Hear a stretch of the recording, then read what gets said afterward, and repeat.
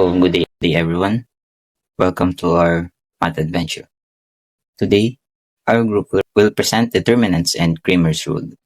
We'll explore what they are, how to use them, and why they're useful in real life. So, by the end of this presentation, you will understand determinants, learn Cramer's rules step by step, compare it with other solving methods, and discover real life applications. So, determinants have been studied since the 1600s and 1750s. A Swiss mathematician named Gabriel Cramer introduced Cramer's rule, which uses determinants to solve systems of equations. Even today, these ideas are used in engineering, science, and computer graphics. So, let's say we're buying fruits. If 1 apple plus 1 orange costs 5 pesos and 2 apples minus 1 orange costs 1 peso, how do we find the price of each fruit? So that's where determinants and Cramer's rule come in. So determinant is a special number we calculate from square matrix. It tells us if a system of equations has one solution, no solution, or infinitely many solutions. So for a 2 by 2 matrix with numbers A, B, C, and D, the determinant is AD minus BC. Simple rule. Multiply diagonally, then subtract. So now, we'll move on our first example, solving a system of two equations using Cramer's rule. So to explain this clearly, Ivan will guide us step by step.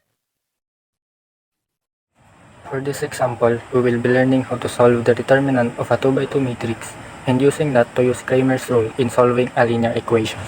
Let us try solving this puzzle that was given at the start. These are the steps we will be doing. First, let us get the coefficient matrix which is already given here. We got these numbers from the linear equation puzzle. We have 1, another 1, a 2, and negative 1 because the sign before it is a minus sign. Now that we have the coefficient matrix, let's proceed to solving the determinant. The formula for getting the determinant of a 2 by 2 matrix is A times D minus B times C, which is shown here. So we multiply 1 and negative 1, which gives us negative 1. 1 times 2 is 2. Then we subtract, which gives us negative 3. So the determinant of this matrix is negative 3. Now that we know how to get the determinant, we can now use Cramer's rule to solve systems of linear equations.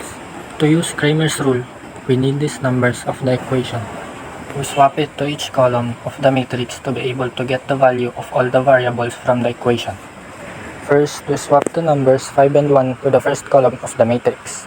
Then, we compute the determinant of the new matrix, and the resulting determinant will then be divided by the determinant of the original matrix, which is negative 3.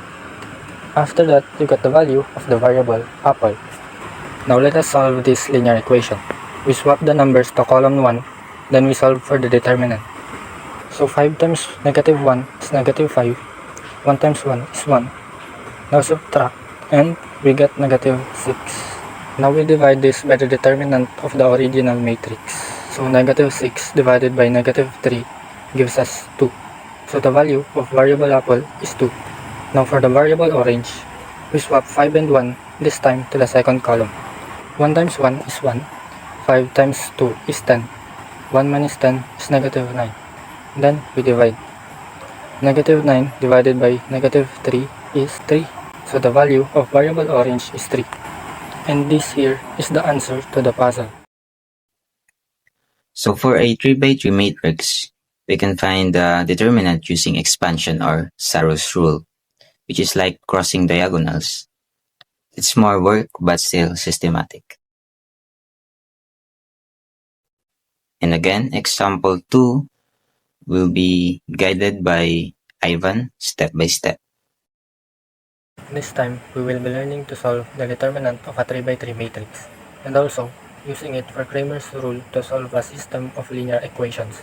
There are more than one ways to solve for the determinant of a 3 by 3 matrix. Some of these are cofactor expansion and Sarrow's rule, and these are their formulas.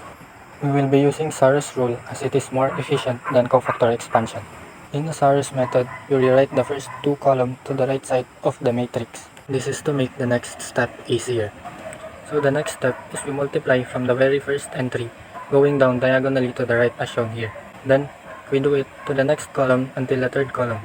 So 1 times negative 1 times negative 1 is 1. 1 times 1 times 1 is 1. 1 times 2 is 4. Then we add them all up, which gives us 6. The next step is to do the same, but this time, from the very bottom left, diagonally going up to the right. So 1 times negative 1 times 1 is 1. 2 times 1 times 1 is 2. Negative 1 times 2 times 1 is negative 2. Add it all up and we get negative 1. Now we subtract the second number to the first number. So the determinant of this 3 by 3 matrix is 7. Now it's time for Cramer's rule. Again, we need these numbers 6, 3, 4 to get the values of the variables x, y, and z. Again, we swap the numbers to all the columns to get the value of each variable. X is at the first column, so we swap the numbers there to get the value of x. Again, just like in 2 by 2 matrix, we get the determinant of the new matrix and divide it by the determinant of the original matrix. So 11 divided by 7 is 1.57. So the value of variable x is 1.57. Now do the same for the other variables. First, swap the column. Mind that variable y is on the second column. Solve for the determinant. Divide the determinant and you get the value of the variable. So y is equal to 2.28. Lastly, variable z. Again, swap columns, solve the determinant, divide, and you're done. And these are the answers.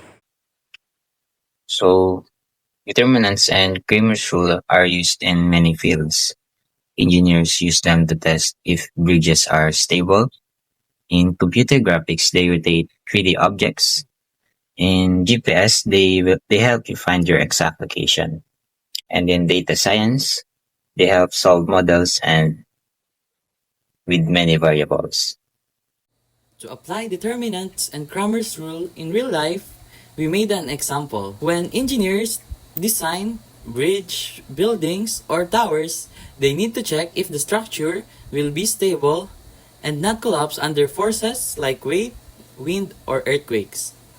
And also, whenever you walk on a bridge, overpass, or high-rise, determinants have been used behind the scenes to ensure the forces inside the structure are balanced and the design won't fail. And also, we have here the Cramer's rule. Imagine you spend money on different things: food, transportation, savings, and you know the totals from a few situations. You can use the Cramer's rule to figure out the individual cost.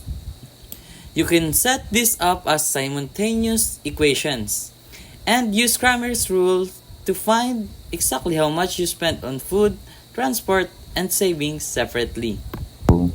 To sum it up, determinants are like matkey and Cramer's rule unlocks solutions quickly. They may look abstract, but they're powerful tools in science and technology.